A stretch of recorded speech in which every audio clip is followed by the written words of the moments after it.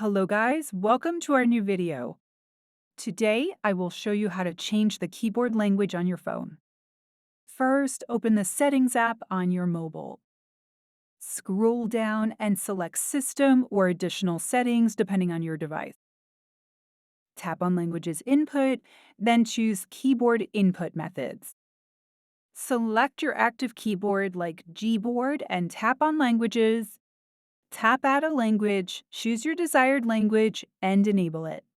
Switch between languages by tapping the globe icon on your keyboard while typing. That's it. You've successfully changed your keyboard language.